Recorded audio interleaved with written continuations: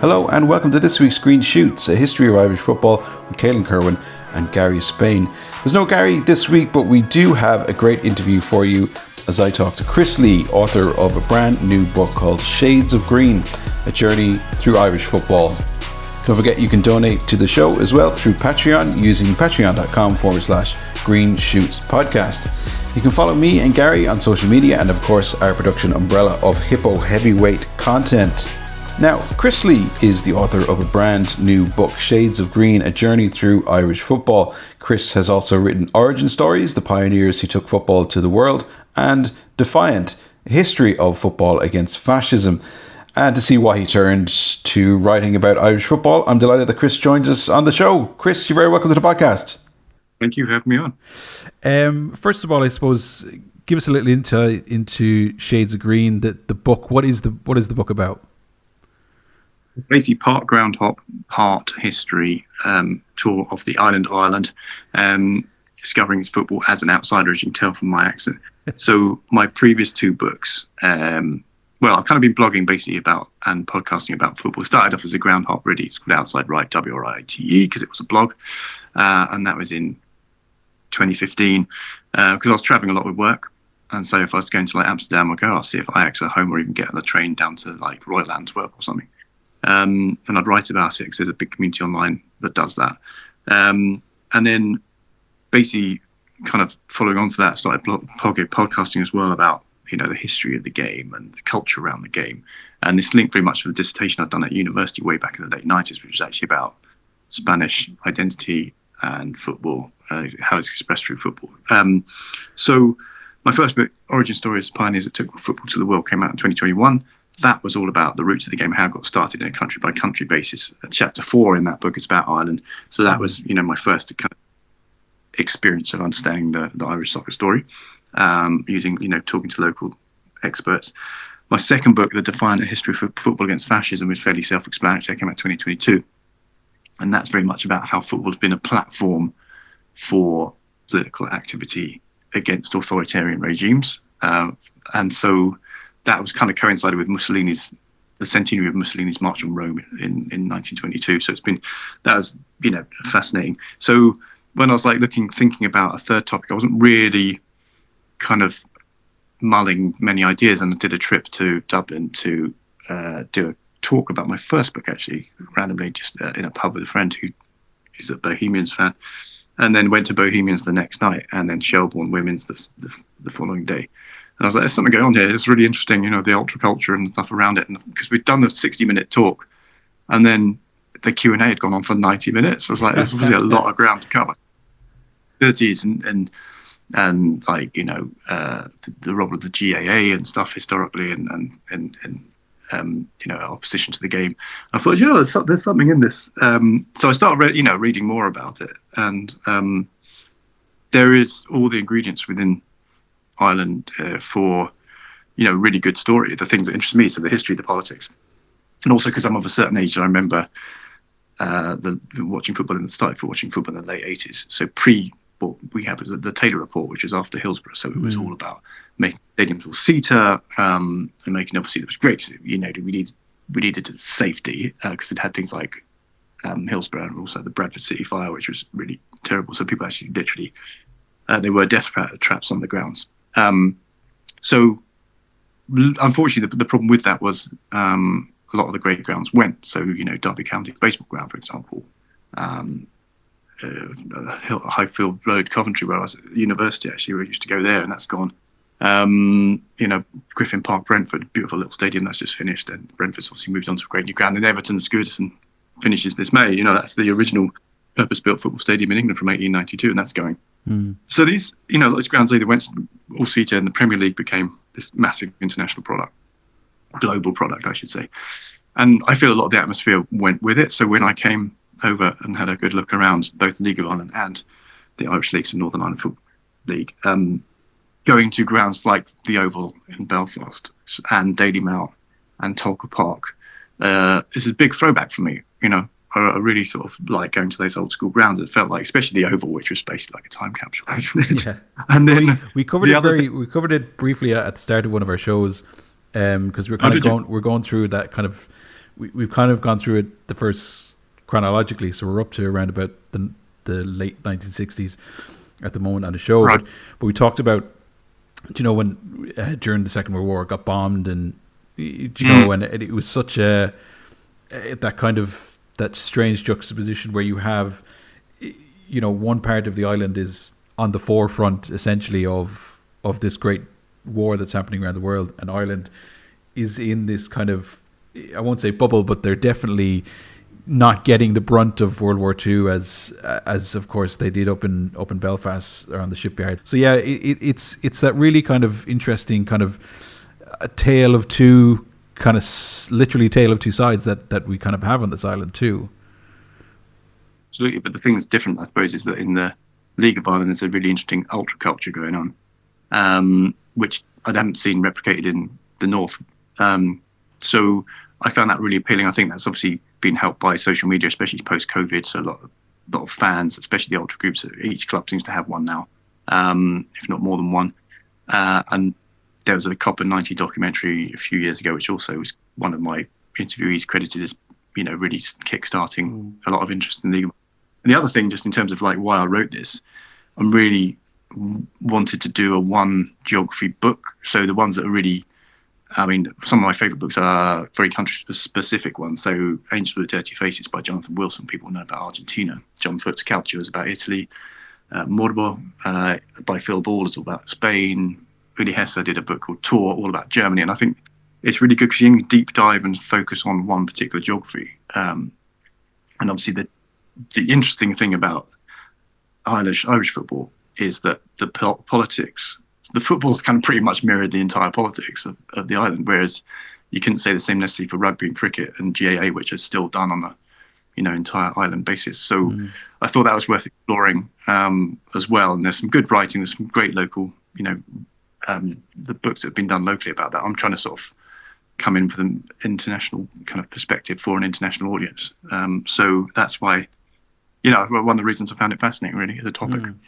You mentioned things like the ultras, the politics, etc. Do you feel that that's something that's unique about Irish football if you compare it to other countries, or do you see similarities to other countries in the way it operates? What do you think makes it more original? I think it's original in that it's kind of starting from a kind of smaller basis. Obviously, the difference being obviously a lot of people within the League of Ireland fans have traditionally also followed a club in the Premier League, for example. But the ultra culture that it appears that the League of Ireland's taken elements from, fans of, looks more like Germany or Italy or Eastern Europe even in its aesthetic. The songs are obviously in English, which are inspired often by English language songs. And so some of it seems familiar. And those of us who ground hop on the continent will see elements of Italy and Germany, as well as songs that are quite familiar to us as well. So it's almost like a perfect blend, really, of the sources that the League of Ireland fans are drawing from. And I think it's a great product. What I like most about it is the fact that it's fun. It's not like in Italy where a lot of ultra groups are tied to criminality or violence or anything like that. This is just, fun. Although it does get feisty, doesn't it? Especially like, Bows against like Shamrock Rovers. But usually it's not, don't have that sort of aggro, do you? Not necessarily, no. But I wonder from that point of view, and I don't want to, I don't want to point any fingers at any particular club, but did that change if you went, we'll say, up to Northern Ireland, where where I suppose the politics probably plays a far bigger kind of influence on fans and teams and even team colours, etc. Did you find that kind of difference was there? The difference, I think, between an IFL and League of Ireland from that point of view is, I think, the two. Obviously, I tried to avoid. Well, I didn't want to major on sectarianism. Obviously, I could in the Ulster chapter, which is the first and longest chapter. I couldn't really avoid it, obviously, because that has to give context to everything. The predominant club within the NIFL, as everyone knows, is Linfield, right? And Linfield is closely associated with Protestant community. It's got links with Glasgow Rangers, obviously, well, the Rangers, I should say, it's not Glasgow Rangers, it's just Rangers in Glasgow. And so, you have that mirror, that sort of like, the mirror effect between the old, what happened to the old firm and Belfast as well. But the thing is, the interesting thing now that obviously the two of the biggest sort of Catholic community clubs within the NIFL or the Irish League historically were Belfast Celtic, who ran Linfield very close. I think they shared like the title every year for like 14 years or something, until Belfast Celtic quit the league in 1949 because of the second time, because of sectarian violence, and they didn't come back. They're still a third most successful team in Northern Ireland. We actually have somebody coming on from Belfast Celtic in the next couple of weeks to give us the full detailed history of Belfast Celtic, because it is a massive club. It's probably one of the most influential clubs in Northern Ireland, in Irish football, in fact. Yeah, definitely. But then there's also more recently, I guess, the experience of Derry City, which, because of the troubles in '72 in particular, basically no one wanted to come there. So they had to drop out into junior football, effectively nomadic almost for 10 years. And then before, to show some creative, pragmatic diplomacy, that they were allowed in, all the relevant associations allowed them to join the League of Ireland, where they were immediately quite successful. So two clubs from that point of view are kind of, either gone or play in League of Ireland anyway. The only one that so that's why big derby in Belfast is the Bell Classico. It's between, Glentoran and Linfield. And so that's apolitical. And I think that one of my interviewees said the great thing about the Bell Classico is it shatters any external perceptions that Northern Irish football is purely political, and its biggest rivalry is actually more about geography and, local pride and tribalism and things. Yeah. It's a tradition. There is no extra political element to the Bell Classico than purely, sporting rival, really. Absolutely, yeah. As all good derbies should be, all the great derbies, Yeah. Well, the only time Cliftonville is kind of just by, even though Cliftonville's the oldest club in Ireland, I should say, and it was, originally was founded in Boston, but over time the demographic has changed, and so it is technically the only, I guess, Republican stroke, Catholic stroke,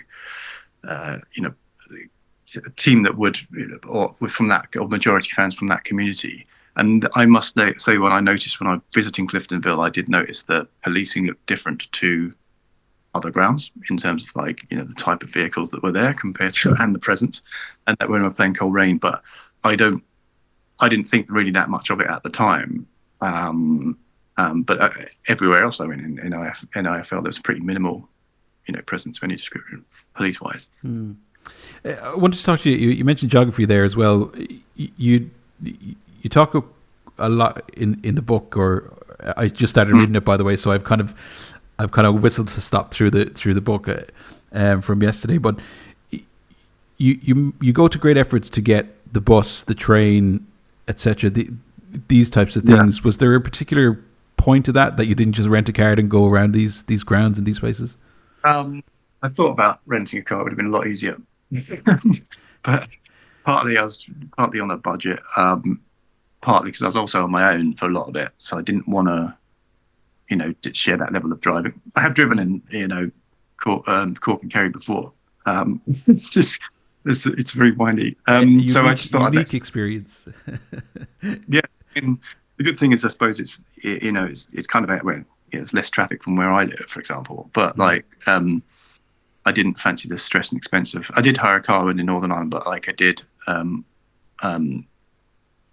didn't want to have to deal with the whole crossing border business and stuff. So I just caught trains and bus, and also because I think that helps replicate what most groundhoppers would experience, and also a sense of what it'd like to be a fan on a fan bus. So if you're a Kerry fan taking off from Tralee, you've got 90 minutes to get to Limerick. It's quite a. That's your nearest ground, right? So it's a long way. Imagine if if you're trying to play Finn Harps, it's going to be a even bigger journey. Oh yeah, absolutely, yeah. And then you got the likes of Cork and Cove and Waterford that have to go up to the likes of Finn Harps and Derry City and all those kind of stuff. Lovely 800-kilometer round trips. It's been cancelled, so So it's kind of you don't really want to, don't want to experience that. But anyway, Absolutely, yeah. And as well, you mentioned in the book as well, you devote quite a long segment to women's football as well. And I just wanted to ask, and it was refreshing to see that too. Was there a specific reason behind that? Was it that you felt that was a story that perhaps wasn't getting told or wasn't being told enough? Both really, because I think it's very easy to just focus on men's football and write women out of football history.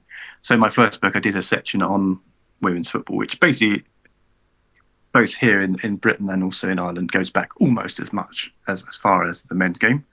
So I think their first women's game in Ireland was like 1895 or something like that. So it's about the same time that Shelbourne was founded, the same year. So it's like that. That's for perspective. I think also because it's faced similar challenges over the years. So it faced opposition, for example, from the church and various other sectors back in the day, and then most recently it's been underfunded, and so I thought it was worth experiencing that or understanding that journey. And it quite coincided while I was writing it, there was the first exhibition on women's football in Ireland, and that was curated by someone I know from the circuit, and that was in Dundalk, I think it was. So it was quite timely from that point of view. There's a lot of material and research being done around the topic. I don't think a full book has been done, and it needs to be done if it hasn't been done already. So I just dedicated one chapter to it because I think it's important to sort of have that context. And then I spoke to club administrators, and the most interesting focal point was the year, I forget exactly which year, but it's the year that Cork City's men's team and women's team played in the FAI Cup final, their respective FAI Cup finals at the Aviva. And the experience was very different. So the men's team got prize money.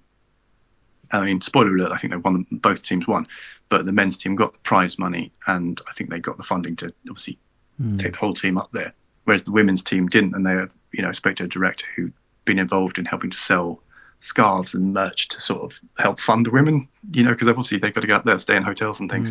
And now they do have prize money, I think, the women as well on the international stage, and they get paid the same as the men. Isn't that what happens now? Yeah. So things are going places, and it's showing that investment is paying off. So you see both Northern Ireland appearing in their first Euros in 2021 or 2, whenever it was, and then 2023 Republic of Ireland women went to their first World Cup. So it's sort of moving in the right direction, really. It's obviously a different product, and I sort of make that point. It's like, I went to Shelbourne. I saw Shelbourne men at Bohemians, but I also saw Shelbourne women's at home at Tolka Park, and the attendance was only 425 Saturday afternoon. So I suppose it's clashing with Premier League matches, but it's obviously women's football is very. You don't have the boisterousness that you do at men's game. Yeah. So and you also have about a tenth of the crowd. I think if it was 425. So so it's a different product, and it may never reach the same heights, but it's moving in the right direction. And as I explained, talking to another podcast the other day, what happened here with England is obviously the men's team is the main focus, but they haven't won anything for 70 odd years. The women's team in recent years has been plugging that success gap and winning the Euros, getting to the World Cup final.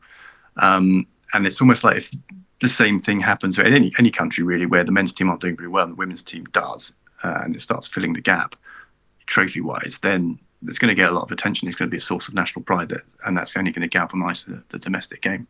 Yeah, success changes things, though, doesn't it? I mean, it's a big step forward in terms of things like you take the example of the Republic of Ireland women's team as well.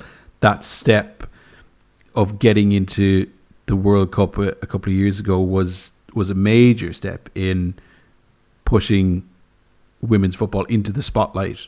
And saying actually this is like you say, this is our product, this is our game, and this is how it works. And I wonder from that sense as well, did you get any kind of sense on your travels that I suppose the state of women's football, and I suppose is there, because I kind of feel like it's stagnated slightly off since the World Cup. We had a great season last year, and things seem to just kind of settle down a bit again, and we're kind of seem to be going into that kind of groove again, instead of how do we push it further? How do we get more attendance? How do we make sure that they're getting the best kind of facilities, etc., like that? I wonder, did you get a sense of that on your trips?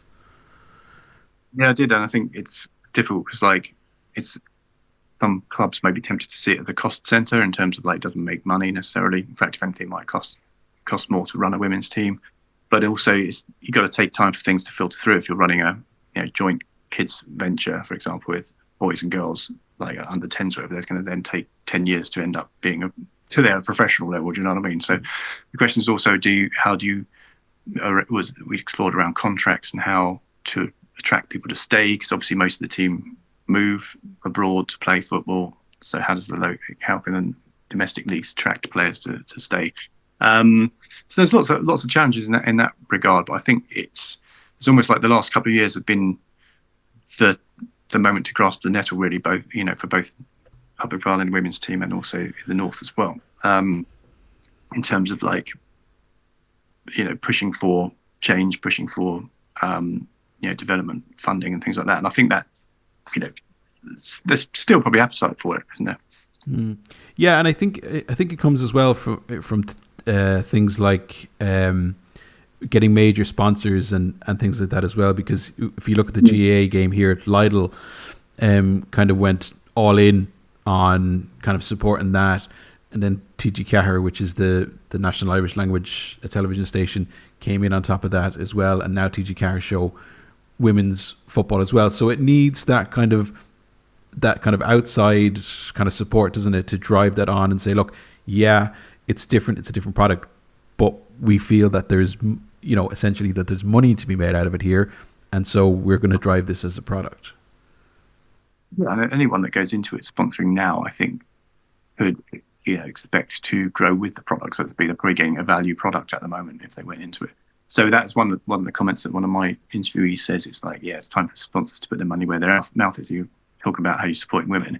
We just had International Women's Day last week, and all the brands are really, at the time of recording, very desperate to sort of say how much wonderful things they're doing for women. It's like, well, okay, then sponsor women's football, invest in it. Go on. And as well on those trips when you went around, because we kind of touched on it there as well, in terms of you talk about it in the near the end of your book as well, in terms of the facilities that we have in a general sense across the League of Ireland, and I suspect that's probably the next really big leap for the League of Ireland, is to really develop that kind of infrastructure. When you're around and you're going to these grounds, you're seeing these facilities, and you're talking to the people who are actually at these clubs, who actually have to work with these facilities, what kind of feedback were you getting from them, I suppose, first of all? Yeah, no, absolutely. Yeah, there seems to be a sense of frustration that everything sort of moves at a glacial pace. I think one of the kind of showcase embarrassments really is the whole Casement Park thing that didn't happen, because that should have been a cross-border initiative, and now Northern Ireland won't have a stadium at the Euros where everyone else will. At the same time, it's almost like it's a delicate stage, because I think that the minute the crowds are coming in, right? So someone like Daily Mount is going to be changing. It has got funding, and there's a couple of other grounds that got that recently. I know in Northern Ireland there's some money that was cited many years ago, and because of this political deadlock, that hasn't quite come out yet. So for this reason, people's kind of clubs are in that sort of predicament where they want to improve things, and it's not like they can't. It's not like just they haven't got the money necessary to do it. So I think if over time I can see if the attendances keep going the way they are and the interest keeps going, then I think you can't ignore it for much longer, right? There's going to be a government and other bodies and sponsors will want to be involved. They'll want to put their money towards it because it's a successful product. And in the final chapter, in the conclusion, I talked to a number of people, one of whom, who is a politician, said that football clubs need to be more political. They need to sort of treat it as an industry, or view it as an industry in the same way the GAA does, or the horse and dog racing industries do. They say they're an industry, so to speak, and they employ lots of people, and that's how football needs to see itself, rather than kind of disparate, clubs in competition with each other. So actually, so come together and push for change. And I think, I mean, the attendances keep going up, then the facilities have to expand anyway because people can't get in anymore. So here I am saying, everyone should go to Bohemians in its final season because of Daily Mail. But what's the chance of getting in? Even if you get there, you pay for your flight and your hotel to get to Dublin, which is not cheap, for anyone in Europe nowadays. But then you might not get a ticket because it's so popular, and it's obviously members may get favoured. So, I mean, it's a question of like planning for steady growth, I think, pretty much, because it looks like it's happening. There's somebody put up a great tweet the other day, and they said there's ticket touts outside the likes of Tolka Park and stuff like that selling tickets, and he was like, geez, you wouldn't have got that even a couple of years ago, and now we've got ticket touts telling you can have a ticket, but it's 50, 60 odd quid if you want one, and I suppose like you're saying, it's shows the change that's kind of happened. And then sometimes you're not even guaranteed tickets to these kind of big games, whereas a couple of years ago you almost certainly would have if you turned up at the door.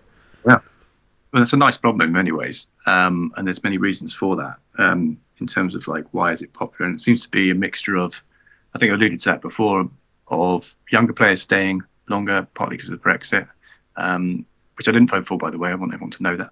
And then, so, big Europhile. Then we had, so they're staying to their younger sets and helping improve, and you can see that reflected in the UEFA rankings. I think 31st at the moment. Then you've got, what's the other one? I think social media, as I mentioned earlier, has got a big part to play, because I think this aesthetic that makes it very attractive. It looks like really exciting products, no longer sort of just old men and dogs, watching football. And it's like, it's a product worth going and paying. It's not much. You're talking about like €20 for a match. So that's affordable. It's not like massive barrier to entry. It's not like the Premier League, right? There's the disillusion with the Premier League is part of the reason people that used to maybe get a boat or a plane over to Liverpool or Manchester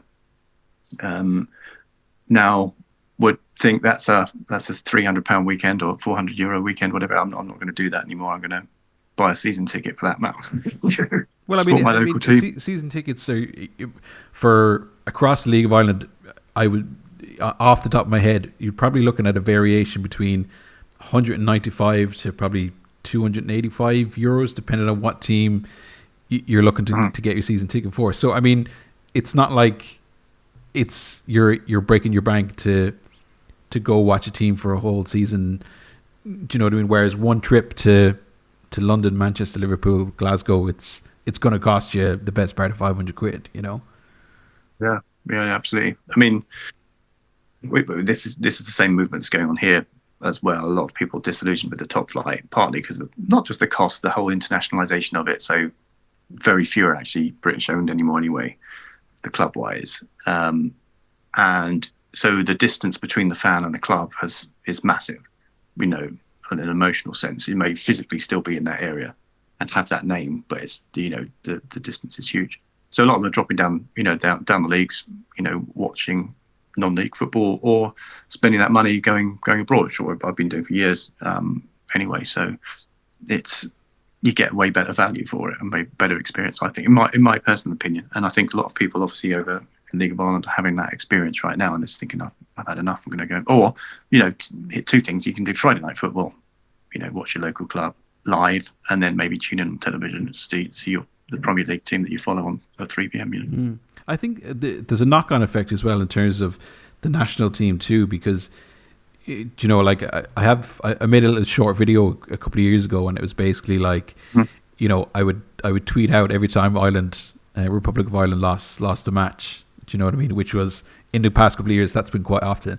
But and it was basically like, look, people, you can't not support your domestic game and then complain that we're not developing good enough players for the national team, because the two go hand in hand. Do you know what I mean? So I think that connection with the national team and the strong League of Ireland is something that's really important as well. And I know in the book you talk about kind of Ireland from a national Republic of Ireland from a national level as well, and Northern Ireland too. So so I'd imagine it's kind of the same thing where you have to develop your national game to develop your international game. No, absolutely. The thing is, at what point will I think a few League of Ireland players have made it into the latest squad, haven't they, or something? Yeah, they but have. it's Yeah, like, yeah. when's the last time that happened? And so it's going to take time. But also, does that mean that if you want your best players playing at the best level, one thing that is noticeable actually is that a number of Irish players that have dropped out of the Premier League, really, in terms of the number wise. I mean, Man U always used to have one pretty much, didn't they? There was always one in there, Dennis Irwin, Roy Keane, Nice Leasley, I guess, like John O'Shea, right? But like since then, the presence has dropped off significantly where they used to be all over the main sort of clubs, And it's because I'm an 80s 90s child, so I grew up in the era of the Jack Charlton area where we had these kind of great periods, this golden period in Irish football, and so that's obviously tailed off, and that's not there anymore. So and we always used to have probably about 6, 7, 8 players that would be playing top flight football, Premier League football, that kind of stuff. Whereas that's just not there anymore. Do you know what I mean? And I think there's a lot of reasons for that, but mainly because we're not developing the players at home as best as we could. We're kind of doing that thing where we push them to, go to England to get better, rather than seeing our domestic game as something that they can ply their trade to become better at, as well. And I wonder, did you get a sense of that from your travels as well, in terms of not just kind of first team football, but academies as well, which is a big talking point right now in Ireland, about academies developing players and where we kind of go from here in making sure that we are producing the kind of players that we should be producing. Yeah, that goes back to the previous point I mentioned about young players not being able to leave before they're 18. Now is the onus. I mean, it used to be the case, potentially, that whether this is deliberate or not, that a lot of the youth players, kind of the development was outsourced to whichever English or Scottish club they ended up at. Whereas now that onus is now going to be domestic up to the age of 18 at least. So I did see there's a recent report, and I've got some stats in the book about the number of coaches, but it's clear that there needs to be more coaches at grassroots level. If it's going to, I mean, the thing is though, I mean, there is a big junior scene, especially where you are, isn't it, out in Limerick way. So, it's not like there isn't a lack of players. It's a question of getting the coaches. That's a good point. To get them in and through the club system, because ultimately, if you're going to move them on anyway, it should be a money spinner, right? You think? Yeah. And I think recently, of course, with Mason Malia, etc., going to Tottenham for over £1 million, etc. When he hits 18, I think that was a big kind of wake up call to if your academy is there, your academy can actually be a money spinning exercise. I don't like to kind of talk about it in the sense of you're just a product, or that we need to kind of ship out, but like it can be financially viable for you to have a very good academic system. Yeah, absolutely. I mean, some clubs have always been strong. Southampton in England's always been very good at that. Le Havre in France has been a big sort of club that Argentinos Juniors, in they call themselves the Semillero del Mundo, the nursery of the world. And it's just because they come out with great players, Diego Maradona and the McAllister brothers and various others. So it's that's kind of, I think a lot of clubs pride themselves on that. I think is whether like, no, we're not talking about trading humans here, we're talking about trading talent, right? So so it's like realistically there is a market there, and if you can develop the talent and move it on, that's great. They get a great career and you get some money. The book, you travel around a lot, you go to different stadiums, etc. Was there a particular stadium or a particular place that kind of resonated with you? Not necessarily had the best facilities or had bright shiny new kind of outsides or something like that, but just a stadium that you felt was just like you just love to be there. Yeah, I mean, Glentoran's Oval is the one I've kind of alluded to, and I know you're doing an episode on that soon. But for me, that was always on my bucket list. Also saw, because it's quite funny, I found some research. So I always wondered where do people want to go as groundhoppers, and it came at number 2 in some 2019 survey behind La Bombonera, which is Boca Juniors ground. Wow. Which is I've been to that one. I'm lucky enough to have been there, and that is like epic experience. But Glentoran, the Oval is kind of like a time capsule. So it got bombed in the war because the Luftwaffe thought it was an oil depot, so it's their very first target when they went to Belfast. And so they had to rebuild it, and it hasn't really changed since the 50s when they rebuilt it. And I was lucky enough to be shown around by one of the historians there, and that was like one of my favorite days on the tour. Because it's not just the building and the oldness of it, and the fact, these amazing trophies they've got. They were given kind of trinkets from their European journeys, like Benfica donated a silver eagle and Ajax a cuckoo clock and various other things. So they come across these clubs. Obviously, European football doesn't last very long for them. It's like 1 or 2 rounds, but potentially. But over time, some great names have played there, like Eusebio and things. George Best finally got to play for them in a testimonial. But it's the setting as well. So you're kind of near the airport, so you've always got that, the planes flying over, but also you've got the Holland and Wolf cranes in the background, the yellow cranes. So I think that's just brilliant in terms of the aesthetic and the setting. And I didn't actually go to a game there, partly because the scheduling, and this is one thing that does frustrate me a little bit, is that games could be spread out a bit more, I think, personally. I know that television, especially the Premier League and interest in Premier League, dictates that very much in terms of when games take place. But I found in the Irish League, obviously, there's no very rare Sunday football. So I had to time things well. So I had to choose which game I was going to on a Friday night, which happened to be Drogheda, actually. And I got the train up to Belfast, saw Crusaders on the Saturday. And then on the, Sunday, I did the tour of the Windsor Park and things like that. And then on Monday, I was shown around the Oval and stuff like that. And then there was a Tuesday night match at Cliftonville. So if you're going to ground hop, you have to really plan things, your movements really carefully, and I think that's scheduling that could change. But the one benefit I would say is that there is football all year round on the island of Ireland, right? So because of the way that the LOI from February to November, and League of Ireland runs, Irish League runs from August to April, May. So you've always got the chance to go and watch football if you really want to see something. And I know that's a kind of debate that they're having up in Northern Ireland football as well. Is it time to switch to summer football to stop us competing against, for a lot of them would be Glasgow, Celtic and Rangers and, all the Hibs and all those kind of teams as well. So for them, Scotland is also a big draw for their teams too. Do you know what I mean? So they're having that debate at the moment about summer football. The other thing about summer football is the weather. We haven't really talked about climate change. And I was lucky that the game I went to at Cork last March took place, whereas all the games in Dublin were snowed off. And so actually I was the coldest. The game went ahead, but because I think the women's team and Cove Ramblers were using the pitch as well, eventually Cork had to play elsewhere and to let it recover. Right, yeah. And I know a lot of others are putting down artificial pitches and things. And you've got someone like Ballyforfay, Finn Harp's ground, where I worked out that Donegal gets twice as much rainfall as Manchester each year. And so this is like quite a big, big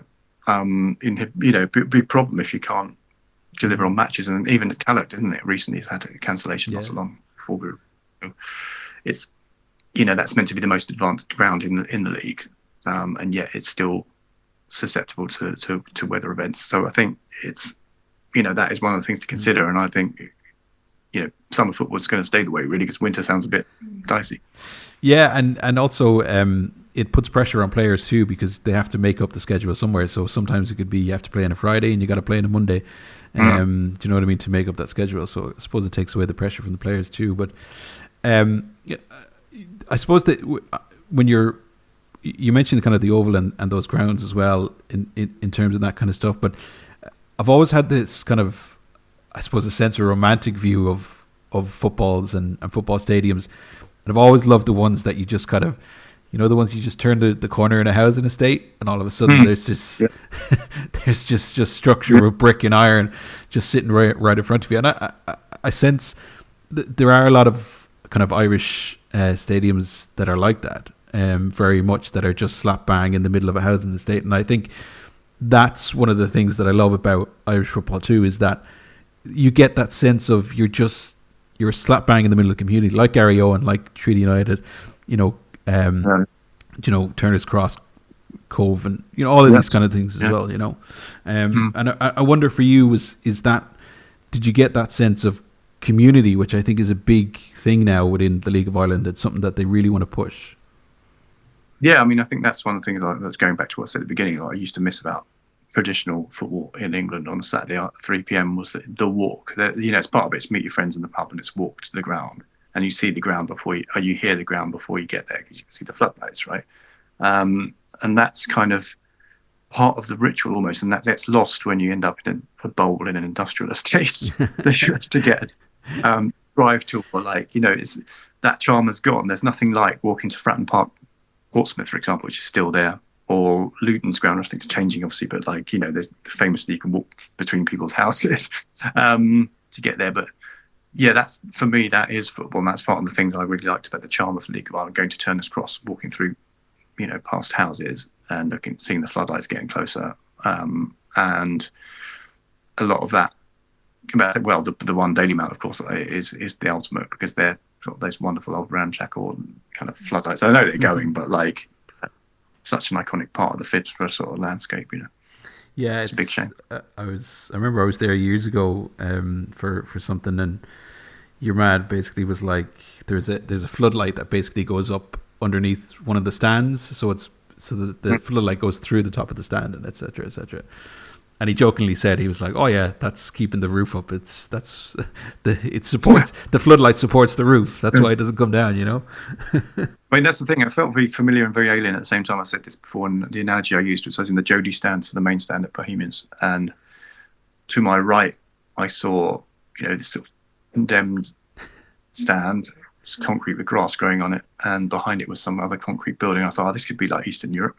Straight ahead, you've got the is it Glasnevin Cemetery? You've got the Irish Tower house, so you're in Ireland, right? And then you turn left, and it's red brick terracing and the floodlights, and I could be in the north of England there, So it's like there's all these different elements, and you didn't quite know where you were in Bohemians, but it's just really interesting, really characterful ground, and it's obviously got all that history as well that goes with it. So these are things that I love as a historical nerd stroke and ground hopper. When you were on your travels, you went around the country, etc. Did you get a sense as to why people were coming back to the League of Ireland? What is it now that people have found that that they have to start, or they feel like they want to start going to domestic football again? Yeah, I mean, part of it, I think all of the above that we mentioned, really, I suppose, just to summarise, would be quality improving. It's doing really great work of promotion on social media. Some of the clubs are doing a good job as well. Disillusion with the Premier League, so the push and pull factors really in terms of getting people back. It's not expensive at the minute, prohibitively, and I guess it's word of mouth is spreading it as well, right? In terms of, and for that reason, it is having a moment very much now, and that's why that's reflected in record attendances in the cup final. Was it 2023 or whatever it was, and then the start of this season, you had the one-off game at the Aviva, which again got a record crowd. So the demand is growing, and I guess it's by word of mouth. People are coming, experience it themselves, get the buzz, and want to come back, really. So it's having a moment. I mean, I timed the book perfectly in many ways. I didn't mean it like this, didn't intend it. I don't pretend I'm some kind of Nostradamus or anything, but I was like, something's obviously. I got the sense in 2023 when I first got the idea for it that something was happening, and it's like worth exploring this angle right now. And it's interesting to know how far it goes, because obviously it's not going to ever be one of the top leagues in Europe, but where is its kind of new level going to be? I think it's quite an interesting journey for the next few years. It's going to be really interesting to see which can only be a good thing, by the way. Absolutely, yeah. And I think as well, just it's got that sense that it's at this kind of crossroads moment, doesn't it? That either you work with it and develop it and make it bigger and better, or you kind of let it go beside the wayside and not take this opportunity. And if you don't take this opportunity now, it could be another 20, 30 years before we're back at this point again. So I guess it's a question of each club needs to understand what they've got as a product that makes them attractive, or if they feel they're missing something, what could make them attractive. And they want to learn the errors of the Premier League in terms of not growing to the point where you alienate fans. And I think that's one of the thing is, though, that it's always been very volatile. The League of Ireland, a lot of clubs have come and gone bust on this.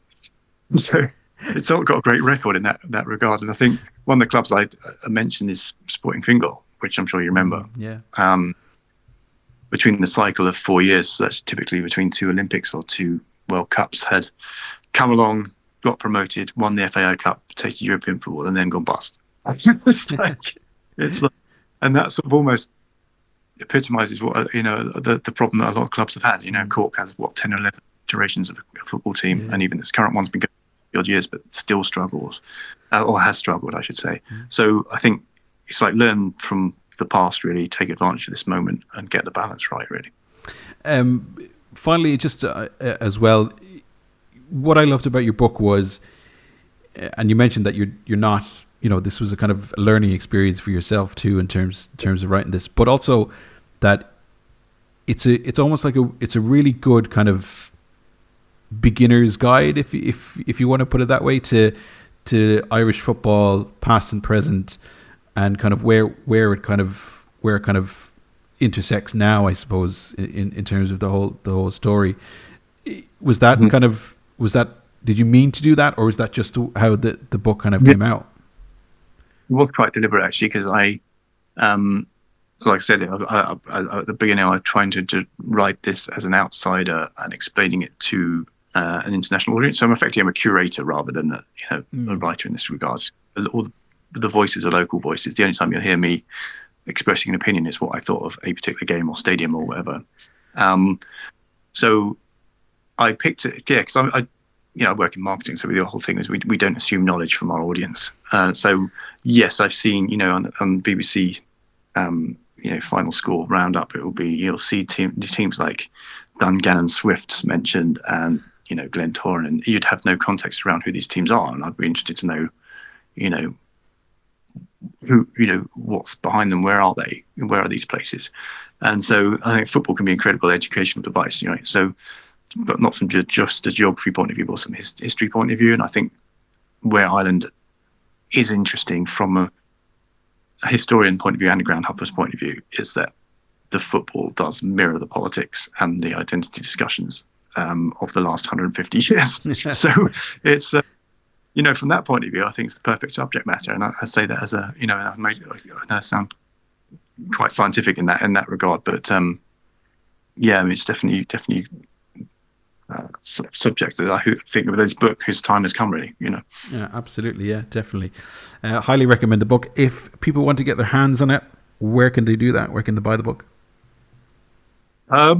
I've seen it's available from all your sort of usual outlets over there. I always say support your independent bookseller whenever you can, and have a look and see if they've got it first.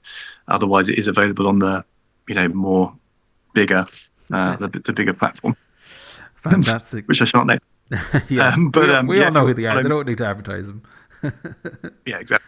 If you want to follow me, I'm at Outside Rights, WRITE, and that is .co.uk for the website. My podcast, you find me on any of the platforms. I'm on Blue Sky, I'm Instagram and YouTube. I'm trying to do more on YouTube, actually, historical stuff. But I am kind of hands off on X. I did come off X altogether in terms of like activity wise, but I left it open for DMs. But actually, I've kind of like backslid a little bit or two there, because it is still popular for me, despite all the the 2 and 4 that you get on there. Absolutely, yeah. And I suppose the vitriol, that comes oddly from time to time too. But listen, Chris, thanks very much for talking to us today. It's been fascinating. I highly recommend people go read the book. I've started reading it, and it's a wonderful stepping stone into Irish football as well. So thank you very much for joining us. Well, thank you. Well, that's it for this week's show. My thanks to Chris Lee, author of Green Shoots, A History of Irish Football, available at your local independent bookstore, and of course all the usual places as well. Follow us on social media with me, Kehlan Kerwin, Gary Spain, and Hippo Heavyweight Content. Remember to give us your 5 stars and share the show on your social media channels and spread the word about Green Shoot's history of Irish football. And don't forget to support your local League of Ireland club. It's our heritage, it's our game. Until next time, bye for now.